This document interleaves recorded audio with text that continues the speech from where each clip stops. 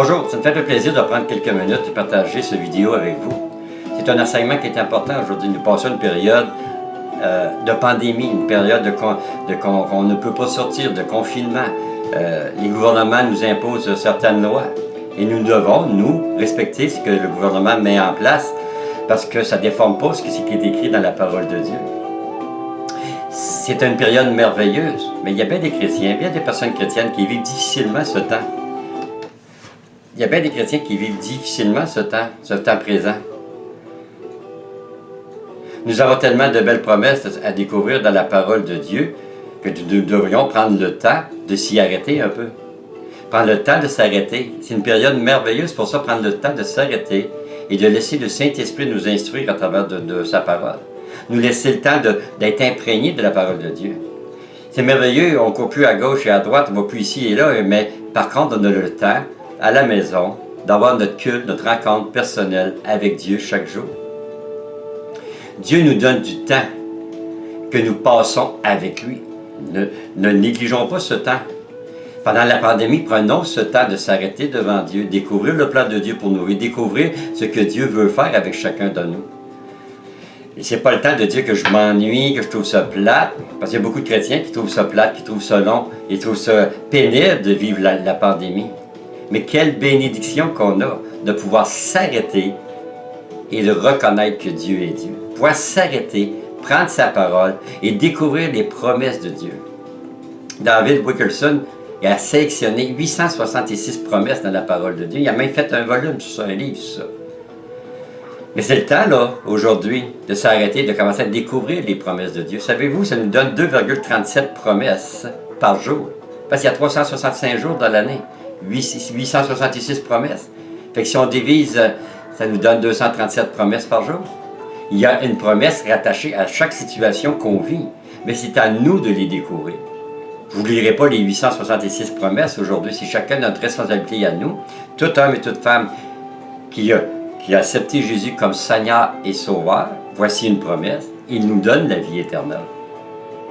C'est à nous de commencer à réaliser que nous sommes des pécheurs et que nous avons besoin d'être rachetés. Puis il y a un seul et unique moyen, c'est Jésus-Christ qui a payé le prix à la croix. Il a accepté volontairement, il a donné sa vie afin de nous donner la vie éternelle. Et un coup qu'on a reçu la vie éternelle, c'est à nous de garder une communion avec Dieu, notre Papa, afin de découvrir la parole de Dieu, afin de découvrir comment vivre une vie chrétienne épanouie en 2021. On est dans le début de l'année 2021. On n'est pas obligé de prendre des résolutions qu'on sait qu'on ne tiendra pas. Mais on peut prendre des dispositions afin de connaître les promesses de Dieu pour chacune de nos vies. Et en lisant la parole de Dieu, on va découvrir comment y arriver. C'est simple. On ouvre notre Bible, on commence à lire notre Bible et on laisse le Saint-Esprit nous instruire. Pas lire la Bible juste le dimanche matin avant d'aller à l'église ou après d'aller à l'église ou juste écouter ce qu'un prédicateur ou un pasteur va nous transmettre. Nous avons la responsabilité de chacun d'entre nous d'ouvrir la parole de Dieu et découvrir les richesses qu'il y a dans la parole de Dieu. Il y a beaucoup de richesses, beaucoup de promesses que Dieu nous a faites, mais il faut se positionner pour recevoir ces promesses. On ne peut pas dire qu'on a accepté Jésus comme Seigneur et Sauveur et mener une vie comme qu'on veut, mener une vie dans la chair, mener une vie selon nos convoitises qu'on avait avant et qu'on veut traîner avec nous dans l'éternité. Nous devons réaliser que Jésus a donné toute sa vie afin que de nous donner la vie éternelle. Et Jésus a toujours dit, tout ce que vous m'avez vu faire, faites de même. Nous devons donner notre vie à Dieu par la personne de Jésus-Christ. Pas s'asseoir, comme je disais dernièrement dans un enseignement, sur le salut en Jésus par grâce. C'est vrai qu'on est sauvé par grâce, par le moyen de la foi, et ce n'est pas à cause de nos œuvres. Mais Dieu nous a sauvés afin qu'on puisse accomplir ses œuvres à lui, à travers de nous, afin aussi d'avoir une bonne communion avec Papa et de faire connaître le royaume de Dieu. C'est cela de rendre gloire à Dieu, c'est de se laisser instruire, découvrir la parole de Dieu. On rend gloire à Dieu à travers tout ça et de la mettre en pratique, la parole de Dieu. Passer du temps avec Dieu, passer du temps dans la lecture, dans la louange, dans l'adoration, dans la prière. Vous savez que la prière, c'est pas toujours quêter et demander des choses à Dieu. C'est d'être reconnaissant pour tout ce que Dieu fait pour nous chaque jour. C'est important de réaliser que Dieu nous a créés pour le louer, l'adorer, le glorifier, puis il partage sa gloire avec personne d'autre. Faisons pas comme ils ont fait dans Romains de glorifier et de louer la créature au lieu de louer et glorifier le Créateur. Nous avons toujours des choix dans la vie qu'on doit faire. Nous avons le choix de se lamenter, de critiquer, de chialer, d'être insatisfait et de trouver la vie plate avec le confinement, qui nous permet pourtant de faire un bon temps d'arrêt dans notre vie, comme on le disait tantôt, et peut-être d'examiner notre vie et de dire « Hey, où j'en suis rendu dans ma vie chrétienne? Où j'en suis rendu avec ma relation avec Dieu? Est-ce que je reste au même point, je régresse ou je progresse? » Vous savez, il n'y a pas bien d'alternative. Et on n'a jamais vu un enfant devenir au monde et toujours rester un enfant, à moins qu'il y ait un handicap. Mais Dieu ne nous a pas créés comme ses enfants, ses fils et ses filles, avec des handicaps. Il nous a déjà tout donné, tout accompli, afin qu'on puisse grandir spirituellement. Et si on grandit spirituellement, ça va se voir sur la terre. Le premier appel, qui est le plus important concernant notre éternité. Si on est capable de se reconnaître comme on est des pécheurs, que Jésus a payé le prix à la croix, il devient le Seigneur et le Sauveur de notre vie. Souvent, on aime le côté Sauveur, mais on aime moins le côté Seigneur. Le côté Seigneur, c'est-à-dire que Dieu a le droit de régner, il a le droit de décider, il a le droit de faire ce qu'il veut avec chacune de nos vies. Mais pour qu'il ait le droit de faire ce qu'il veut avec nos vies, il faut que nous, volontairement, Dieu ne nous forcera pas, ne nous obligera pas, mais volontairement, qu'on lui donne notre vie. Et donner notre vie à Dieu, ce n'est pas une perte, c'est un gain. On reçoit la paix, la joie, l'amour, la patience, la tolérance, on reçoit les fruits de l'Esprit. Et en recevant les fruits de l'Esprit, nous sommes des bons représentants du royaume de Dieu. Nous sommes la lumière et le sel de la terre. Et c'est important, des fois on cherche des méthodes de rendre gloire à Dieu, des méthodes que des âmes soient arrachées du monde des ténèbres et transportées dans le royaume de Dieu. La première méthode que Dieu nous donne, c'est d'avoir une communion personnelle, intime avec lui. Nous sommes souvent comparés dans la parole de Dieu à l'épouse.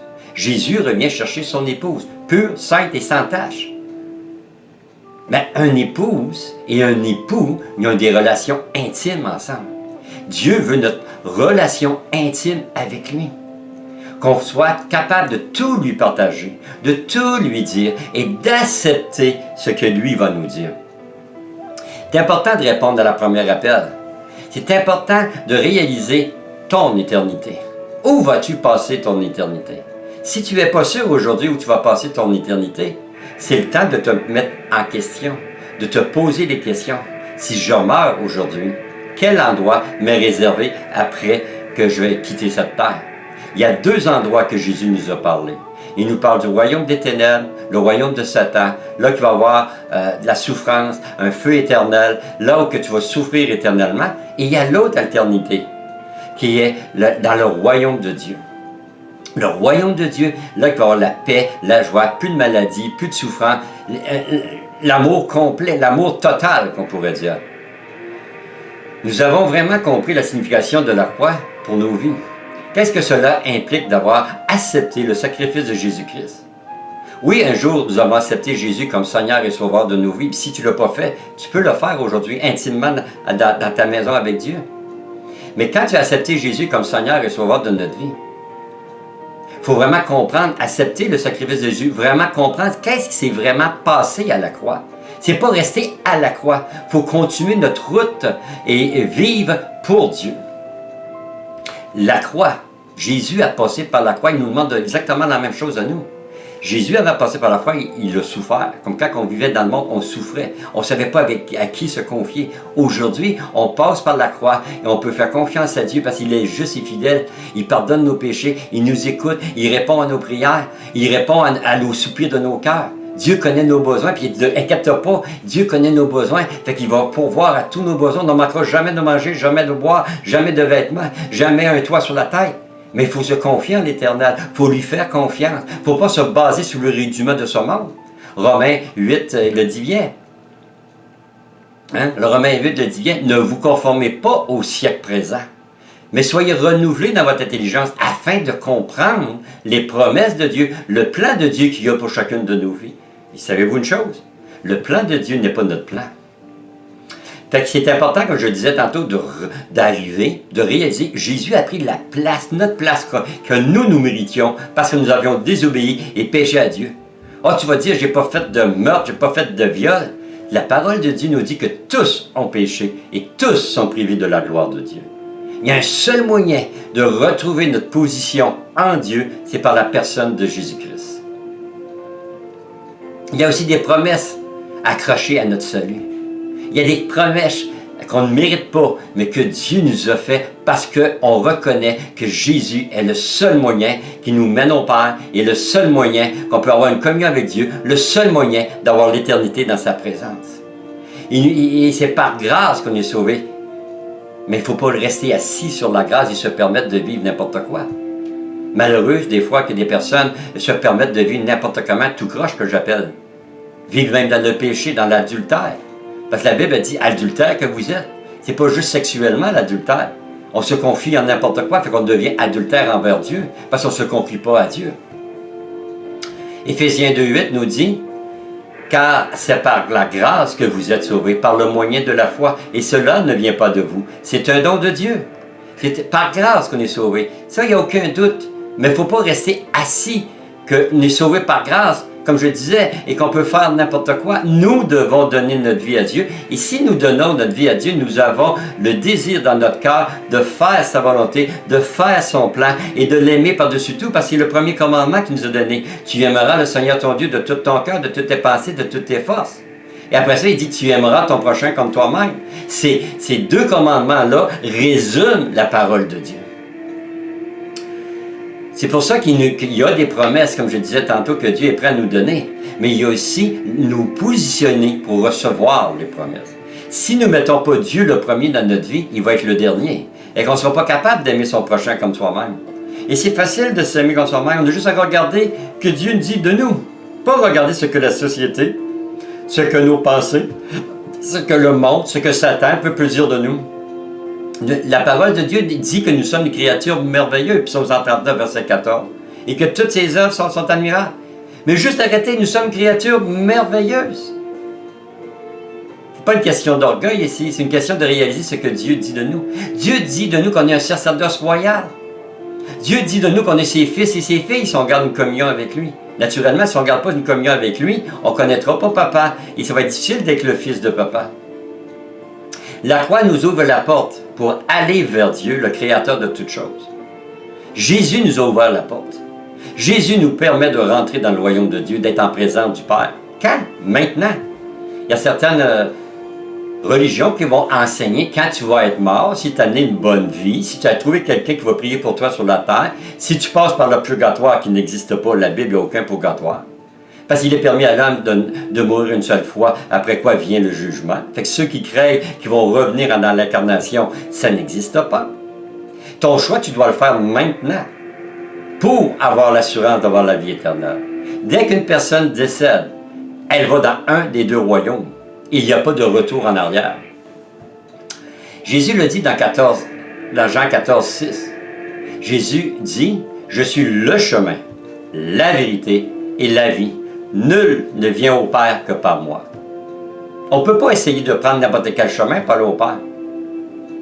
Même si, depuis ta naissance, tu as entendu parler, il fallait prier Marie, il fallait prier Joseph, il fallait prier un saint ci, un saint là. La parole de Dieu nous dit de prier le Père au nom de Jésus. Et Jésus dit, il est le seul qui va t'ouvrir, comme il nous a ouvert la porte pour avoir une communion avec le Père. Mais que faisons-nous de ce privilège et comment y arriver? Il ne faut pas demeurer assis à la croix, mais un engagement sincère de tous nos cœurs, de toutes nos pensées et de toutes nos vies, complètement mis entre les mains de Dieu et développer l'habitude de lui faire confiance. Peu importe l'épreuve que tu peux vivre présentement, tourne-toi vers Dieu. Dieu a une solution pour ta vie. Cette solution que tu vas traîner pour l'éternité. Parce que Dieu ne donne pas une solution temporaire, c'est une solution permanente. Merci Seigneur. Ce matin, je parle à des personnes qui ont fréquenté l'Église depuis un certain temps. Je parle à des personnes qui connaissent la fréquentation des églises. Je parle à des personnes qui sont supposées de connaître la parole de Dieu. Je parle à des personnes qui sont supposées de connaître les promesses de Dieu. Nous devons en général être capables de prendre des enseignements solides qui transforment notre vie. Et malheureusement, il y a trop de chrétiens qui sont demeurés dans le lait. Trop de chrétiens que si on vient et on parle de sanctification, de consécration, d'être mis à part pour Dieu, de vivre seulement pour Dieu, de vivre pour l'avancement du royaume de Dieu, ils ne veulent même plus t'écouter. Parce qu'ils veulent rester des enfants spirituels. Et un enfant spirituel, il n'a pas de nourriture solide. Il n'a pas d'expérience avec Dieu. Il n'a pas de vraiment l'expérience que la parole de Dieu, ce qu'elle dit, elle l'accomplit. 1 Corinthiens 3,2 nous dit, « Je vous ai donné du lait, non de la nourriture solide, car vous ne pourriez pas la supporter, et vous ne la pourrez pas même à présent. » Si on est des personnes qu'on n'est pas capable d'accepter une nourriture solide, on devrait peut-être reviser notre communion avec le Seigneur. Ça fait 5 ans, 10 ans, 15 ans, 20 ans, 30 ans, 99 ans que tu fréquentes l'Église. Tu devrais être capable de prendre de la nourriture solide. Hébreux 5,12 dit, « Vous, en effet, qui depuis longtemps vous deviez être des maîtres. » La parole de Dieu nous dit qu'on devrait être des maîtres, des connaisseurs de la parole de Dieu, des connaisseurs des plans de Dieu pour chacune de nos vies. Il y a trop de personnes, ça fait longtemps qu'ils fréquentent l'Église, ils ne se sont jamais impliqués dans quoi que ce soit, ils ne savent pas ce que Dieu veut pour leur vie. Il est peut-être le temps de s'arrêter et de dire, attends une minute, Seigneur, tu ne nous as pas sauvés pour nos beaux yeux. Si tu nous as sauvés, parce que c'est un plan. Et le premier plan, c'est qu'on ait une communion avec lui. Et dans son plan, il veut qu'on soit des témoins, des représentants, des ambassadeurs pour lui sur cette terre. Et un ambassadeur ne parle pas comme qu'il veut, il ne vit pas comme qu'il veut. Un ambassadeur va parler comme son pays lui demande de parler, mais nous sommes des ambassadeurs du pays de Dieu. Nous devons développer l'habitude de parler comme Dieu parlerait à notre place. Toujours se poser la question, si Jésus serait à ma place, qu'est-ce qu'il ferait? Quel programme qu'il écouterait? Quelle musique qu'il écouterait? Comment il s'adresserait aux gens? Quel est son comportement qu'il aurait? Jésus, il est amour. Fait comme je disais au verset 12, ça dit quoi? Vous, en effet, qui depuis longtemps vous deviez être des maîtres, vous avez encore besoin qu'on vous enseigne les premiers rudiments des oracles de Dieu. Vous en êtes venus à avoir besoin de lait et non de la nourriture solide. On devrait désirer avoir de la nourriture solide, de grandir dans le royaume de Dieu, de devenir des enfants de Dieu inébranlables dans toutes les situations. Il arrive une petite pandémie et il y a beaucoup de chrétiens qui capotent. C'est parce qu'on n'est pas enraciné dans la parole de Dieu. La parole de Dieu me dit que le Dieu il a la terre dans la paume de sa main et il est au contrôle de tout ce qui se passe. La parole de Dieu nous dit que tout concourt au bien. La parole de Dieu nous dit qu'il en tombe 1000 à gauche, 10 000 à droite. Tu vas juste voir le jugement des méchants. Psaume 91, vous trouvez ça. Fait que je prends le temps de regarder ce que la parole de Dieu nous dit. Que si on se confie à l'Éternel, on ne manquera jamais de rien. Il va prendre soin de nous. Il va veiller sur nous. Si on prend la parole de Dieu sans la négocier avec ce que c'est de la science, le monde, les supposément hommes intelligents du monde essayent de nous faire passer comme message. Le bon message, c'est la parole de Dieu. La parole de Dieu dit que Dieu prend soin de mon esprit, de mon corps, de mon âme, de mes pensées. Mais c'est à nous de se tourner vers Dieu. Mais si on se confie en n'importe quoi ou en n'importe qui, c'est normal que la promesse de Dieu ne s'accomplira pas. Si nous confessons n'importe quoi, n'importe qui, n'importe quelle chose, c'est normal que la parole de Dieu ne s'accomplira pas. Josué 1,8 dit bien que ce livre de loi ne s'éloigne point de ta bouche. Médite-le jour et nuit afin de réussir dans tout ce que tu vas entreprendre. La parole de Dieu nous dit aussi que dans notre bouche, on a le pouvoir de la mort et de la vie. Ça dépend de ce qu'on confesse. Ça dépend en quoi qu'on croit ou en qui qu'on croit. Mais on doit mettre notre confiance en l'Éternel Dieu des armées. Imagine-toi, il a créé le ciel et la terre, tout ce qui y habite pour nous, afin qu'il puisse se glorifier à travers de nous. Hébreux 5,13 nous dit « Or, quiconque en est au lait n'a pas d'expérience de la parole de justice, car il est encore un enfant. Fait que si on manque d'expérience, si on veut juste connaître le salut par grâce en Jésus, on se limite à ça. On n'a pas d'enracinement dans la parole de Dieu. Quand l'épreuve va arriver, quand le problème va arriver, quand le trouble va arriver, beaucoup vont abandonner. Parce que la Bible nous dit bien qu'il faut persévérer jusqu'à la fin pour recevoir la récompense dans les lieux célestes. Allez voir dans l'Apocalypse, il parle plusieurs fois de persévérer. Celui qui persévérera, celui qui persévérera. Et dans l'Apocalypse, ça dit souvent que celui qui a des oreilles entende ce que l'Esprit a à dire à l'Église. Le Seigneur est en train de nous parler par le Saint-Esprit ce matin. Et c'est important de prendre le temps de s'arrêter. Et c'est merveilleux, on a plus de temps qu'on en a besoin. Avant, les personnes nous disaient « Hey, c'est pas drôle, la vie va vite. Hey, on court ici, court là. Emmène les enfants au sport, fais ci, fais ça, fais ça. » On n'a pas le temps. Et aujourd'hui, ces mêmes personnes qui auraient du temps pour passer dans la présence de Dieu trouvent la vie plate. Il y a quelque chose qui n'est pas normal. Parce que nous devons désirer tous grandir spirituellement, qui va changer nos vies sur la terre, afin d'être en mesure de répondre à l'appel de Dieu. Le premier appel, comme je le disais tantôt, plusieurs d'entre nous y ont déjà répondu. Mais le deuxième appel, de lui donner complètement notre vie et de rentrer dans l'appel que Dieu veut qu'on fasse, est important. Dieu a un plan pour ta vie.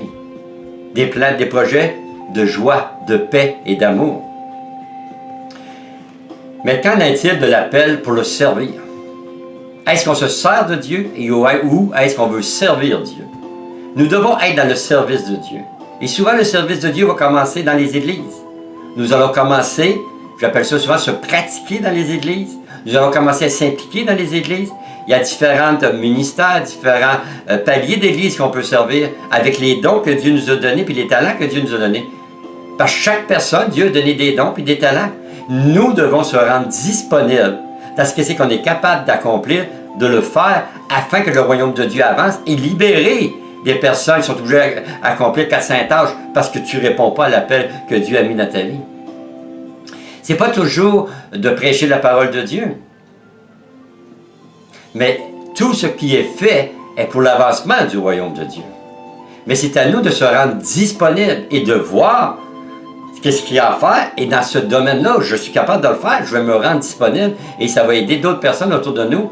Et le royaume de Dieu va continuer à avancer. Il n'est pas normal qu'un homme de Dieu, une femme de Dieu, qui se dit homme de Dieu, femme de Dieu, s'assoit dans l'église dimanche après dimanche, qui fait juste entendre et écouter la parole de Dieu, qui retourne dans la maison et sa vie, elle n'a pas changé. Il ne s'est jamais impliqué dans le royaume de Dieu.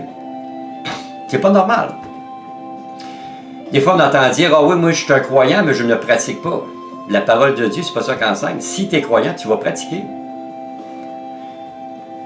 Toutes personnes qui ont accepté le sacrifice de la croix, qui nous donne l'assurance de ce salut, devraient comprendre vraiment que la croix, c'est pas seulement une petite prière, fais une bonne journée. La croix, c'est l'implication de ta vie au complet. Parce qu'on dit, tu aimeras le Seigneur ton Dieu de tout ton cœur, de toutes tes pensées, de toutes tes forces. C'est-à-dire que ta vie doit être au complet entre les mains de Dieu et toujours disponible à faire la volonté de Dieu.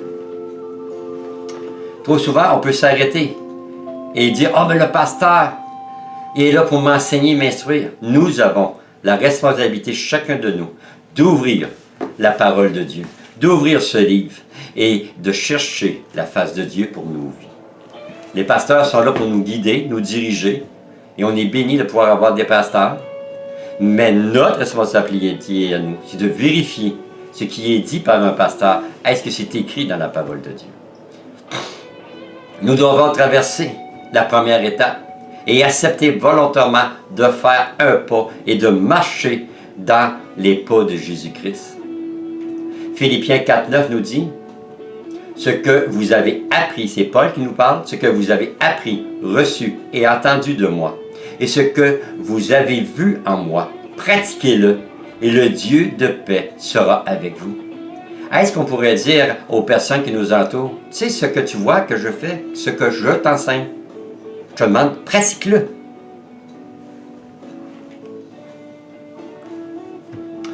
Paul nous exhorte ce matin, aujourd'hui, de faire comme lui. Si nous regardons à la vie de Paul, il a tout quitté, tout abandonné, tout délaissé. Sa vie était centrée sur un seul but, l'avancement du royaume de Dieu. Est-ce qu'aujourd'hui on pourrait déclarer dans nos vies, le plus important, c'est l'avancement du royaume de Dieu. La place la plus importante que nous devons investir, c'est dans le royaume de Dieu. Il ne faut pas le négliger, c'est important. Ça va dépendre pour toute notre éternité. Dieu a placé un appel sur chacune de nos vies. Comme je dis souvent, Dieu ne nous a pas sauvés à cause de nos beaux yeux, comme je le disais tantôt. Il nous a sauvés parce qu'il y a un plan personnel pour chacun de nous. Je prends la peine de le répéter, parce que c'est important que tu réalises que Dieu t'appelle à faire quelque chose dans l'œuvre de Dieu. Il y a un plan pour ta vie. Il y a un plan pour ta vie. Négligeons pas de commencer des petites choses. Parce que si on commence des petites choses, si on est fidèle à des petites choses, Dieu va nous en confier des plus grandes. C'est peut-être juste faire l'accueil à l'Église. C'est important, l'accueil à l'Église. Ou d'autres domaines que dans ton Église, il y aurait besoin de toi. Mais si tu commences à être fidèle là, Dieu va te confier d'autres choses. Aujourd'hui, on pourrait se poser la question, quel est le besoin à combler dans mon assemblée, dans l'Église que je fréquente? Nous avons certaines habilités dans certains domaines. C'est à nous de se rendre disponibles et de combler le besoin qui est là. Dieu nous dit bien de commencer à prendre soin des frères et des sœurs. Prendre soin de ce que c'est que Dieu a établi afin d'être capable de prendre soin des autres après. Nous négligeons souvent que nous allons avoir à rendre compte des œuvres que nous devons pratiquer. Nous sommes tellement des fois assis sur la grâce que nous oublions que Dieu nous emmène à pratiquer des œuvres. Pas n'importe quelle. Apocalypse 22, 12 nous dit, « Voici, je viens bientôt. » Jésus revient bientôt. « Et ma rétribution est avec moi, pour rendre à chacun selon ce qu'est son œuvre. » Pas moi qui le dis, c'est la parole de Dieu. Même si on est sauvé par grâce, on ne peut pas rester assis et attendre d'expirer. Éphésiens 2, 9 nous dit, « Ce n'est moins par les œuvres, afin que personne se glorifie. » Ce n'est pas par les œuvres qu'on est sauvé. Ici, il parle du salut en Jésus. Ce n'est pas par les œuvres que je reçois la vie éternelle. Au verset 10, ça dit de Éphésiens 2, « Car nous sommes son ouvrage, ayant été créés en Jésus-Christ, pour de bonnes œuvres que Dieu a préparées d'avance afin que nous les pratiquions. » Nous ne sommes pas sauvés par les œuvres. Nous sommes sauvés par grâce, par le sacrifice de la croix que Jésus a accompli. Mais nous sommes sauvés afin de pratiquer les œuvres que Dieu a préparées d'avance pour chacun de nous. Dieu ne veut pas nos œuvres. Nos œuvres à nous ne rentreront pas dans le royaume de Dieu. C'est les œuvres que Dieu veut faire à travers et par nous qui rentrent dans le royaume de Dieu. C'est pour ça que je te disais tantôt, c'est important de s'arrêter aujourd'hui, dans le début de l'année 2021, et de regarder, Seigneur, tu m'as sauvé, tu as un plan, tu as des œuvres que tu as préparées d'avance pour moi. Je veux que tu m'enseignes, tu m'instruis, que ton Saint-Esprit me dirige dans les œuvres que tu as préparées d'avance pour moi. 2 Corinthiens 5,10 dit, car il nous faut tous comparaître devant le tribunal de Christ. Tout le monde va comparaître devant le tribunal de Christ, afin que chacun reçoive selon le bien ou le mal qu'il aura fait étant dans son corps. Quand on parle de faire attention à comment on vit, de se mettre à part, de se consacrer, de faire attention à notre langage, pas écouter n'importe quoi, pas écouter n'importe qui. Voyez? La parole de Dieu nous dit qu'on va se présenter devant lui, devant son tribunal, et qu'on va avoir à rendre compte du mal qu'on a fait, du bien qu'on a fait. Étant dans son corps, parce que nous faisons partie du corps de Christ. Fait que nous devons avoir une vie qui représente le royaume de Dieu. Quand? Dans tous les domaines et en tout temps dans nos vies. Il ne faut pas faire tomber dans le piège que souvent que Satan va nous emmener. Là, je suis à l'église. Là, je suis au travail. Là, je suis à la maison. Partout qu'on est, on est des représentants du royaume de Dieu. Jacques 2, 14, 26 nous dit, « Mes frères, que sert-il à quelqu'un de dire qu'il a la foi s'il n'a pas les œuvres? La foi peut-elle le sauver? Veux-tu savoir, ô homme vain, que la foi sans les œuvres est inutile? Abraham, notre père, ne fut-il pas justifié par les œuvres lorsqu'il offrit son fils Isaac sur l'autel? La foi va nous emmener à faire des œuvres. Quelle est la chose que tu tiens le plus que Dieu te demande d'abandonner? Abraham, Dieu lui a demandé son fils Isaac. Si vous prenez le temps de lire l'histoire, vous allez savoir comment ça a terminé pour la gloire de Dieu. Mais qu'est-ce que Dieu te demande d'abandonner pour être capable d'accomplir l'œuvre qu'il a pratiquée d'avance? Je cite ici un commentaire biblique que j'ai lu dernièrement. Nous comprenons clairement, si toutefois nous souhaitons le comprendre, que les œuvres sont la seule chose qui compte, la seule chose demandée, la seule chose qui est de la valeur, même si on n'est pas sauvé par les œuvres. La seule chose qui représente de l'intérêt pour Dieu, ce sont nos œuvres, les œuvres qu'il a préparées d'avance pour nous. C'est la seule chose qui va peser dans le plateau de sa balance. Et alors, qu'en est-il des œuvres de Christ pour nous?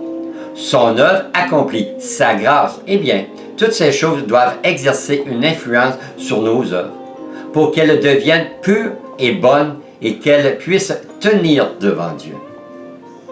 Le changement par lequel passent nos œuvres montre la part que nous avons au salut et c'est lui qui détermine aussi notre récompense. Il ne sert pas à grand-chose de souhaiter de faire le bien aussi longtemps qu'on ne le fait pas.